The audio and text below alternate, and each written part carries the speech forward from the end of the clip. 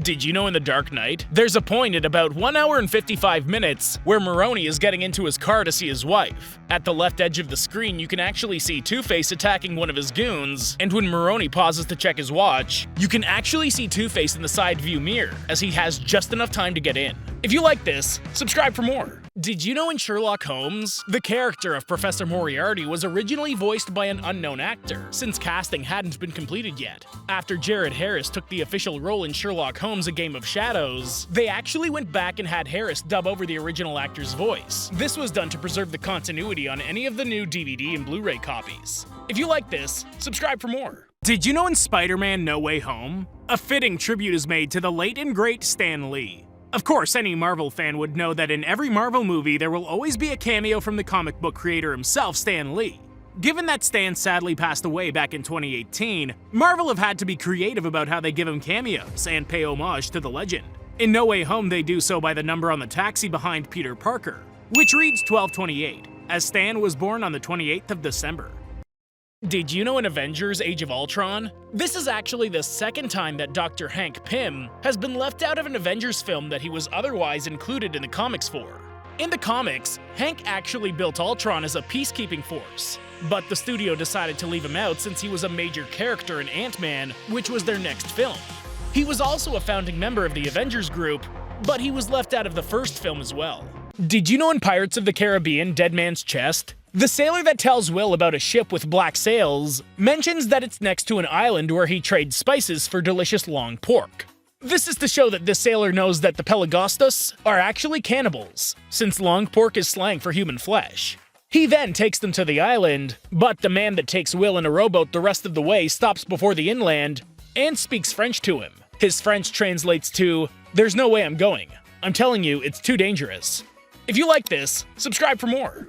Did you know in Ready Player One, one of the biggest differences between the film and the book comes with the first copper key? In the film, everyone knows where it is, and a race seems to start frequently for people to try and obtain it. In the novel, years go by without anyone knowing where it is, until Parzival discovers a place outside his school that makes him navigate a D&D campaign. After beating the demon in a head-to-head arcade game of Joust, he runs into Artemis, who had been trying to beat the demon for a month. If you like this, subscribe for more. Did you know in John Wick 3, it's a known fact that Keanu does most of his own stunt work, but there is a scene where his fatigue shows. During the fight with the two shinobi, John Wick gets knocked down, and he's supposed to get right back up to his feet. Apparently, Keanu stumbled thanks to being tired from shooting all day, and he managed to play it off with a comedic beat that made it into the final cut. If you like this, subscribe for more.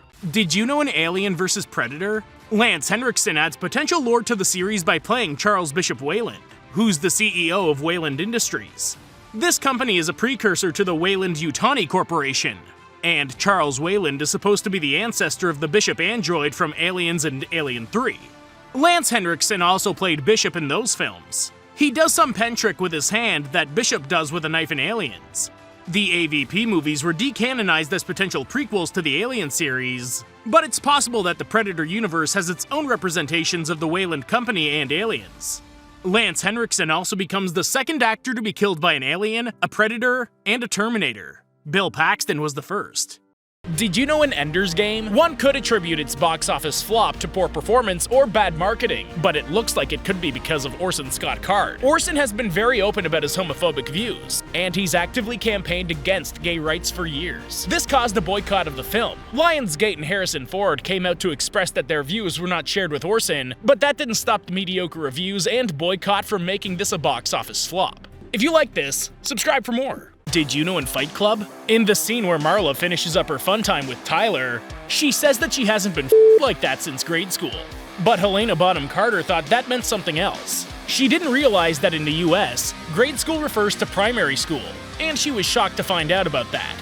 Did you know in Stranger Things? Season 4, Max makes a reference to one of the first conversations he had with Lucas and Dustin. While Max and Lucas are beginning to reconcile, Lucas asks if he was there during some of her happiest moments, to which Max responds, "That's presumptuous of you." This is the exact same line that she said in her first real conversation with Lucas when they discuss Halloween trick-or-treating plans, and how Lucas and Dustin presumed that Max would want to join them, hinting that meeting Lucas was one of her favorite memories. Did you know in Loki, the Thanos copter from the comics can be seen in the background? In the 1978 Marvel Comics Spidey Stories number 39, Thanos uses a helicopter to try and reach Hellcat, who's stolen the Cosmic Cube.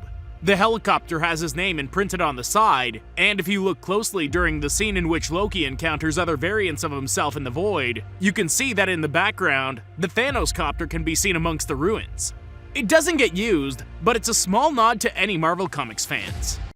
Did you know in the Ant-Man 3 Quantumania trailer, we get the first look at Chronopolis in the MCU? As we all know, the new villain of the Phase 5 Marvel era in Marvel is going to be Kang the Conqueror, who was introduced in the TV series Loki. Chronopolis, as we see in the trailer, was the stronghold for Kang, and was the place in which he ruled over all societies in his lifetime in the comics. The city exists half in limbo and half in reality, and the fact we see it in the trailer doesn't bode well for Ant-Man, as Kang starts his rule.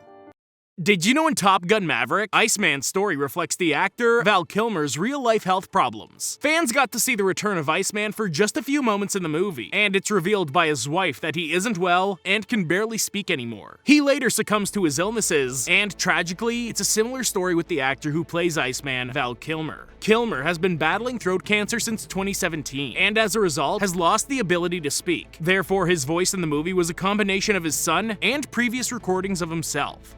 Did you know in Stranger Things, there are 3 references to Fast Times at Ridgemont High in Season 3, Episode 1? The music playing as the lifeguards walk to the pool is actually Moving in Stereo, which plays during the infamous pool scene at Fast Times. Dustin talks about how his girlfriend is hotter than Phoebe Cates, who plays in Fast Times. Then the scene where Steve feels his hat is keeping him from getting girls is similar to Judge Reinhold's scene, where he throws his hat out of the window.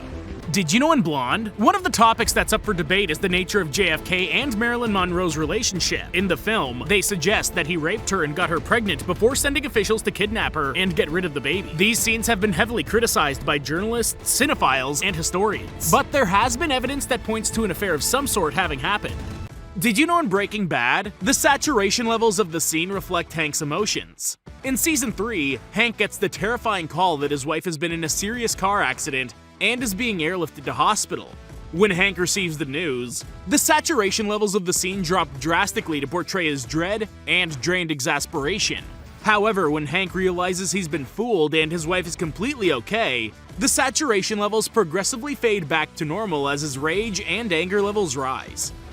Did you know in the Ant-Man 3 Quantumania trailer, we get a first look at who Bill Murray's playing? While it hasn't been confirmed, the trailer seems to reveal that Bill Murray may be playing Krylar.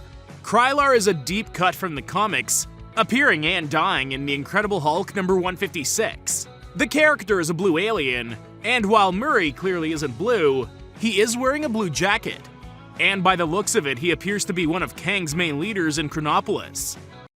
Did you know in Thor Love and Thunder, Thor's handshake with Peter Quill references a story told in Thor Ragnarok? While saying goodbye to the Guardians, Thor does a handshake with Quill that has a move called the Snake You Cannot Trust. This is in reference to the story Thor's told in Ragnarok, of how as a child he was tricked by his brother Loki, who transformed into a snake and stabbed Thor. Given they were only 8 and Thor hated snakes, he still clearly holds a grudge for this betrayal from Loki. Did you know in Top Gun Maverick, both of Maverick's love interests have the same make of car? In the original movie, Charlie Blackwood drives around in a 1958 Porsche 356, which was actually a replica made especially for the film by Intermechanica. However, for the sequel they managed to secure the real deal. Penny Benjamin drives a 1973 Porsche 911S, a car that goes for over $200,000. That production managed to have lent them by a car collector. Safe to say, Pete Mitchell has a thing for women in Porsches.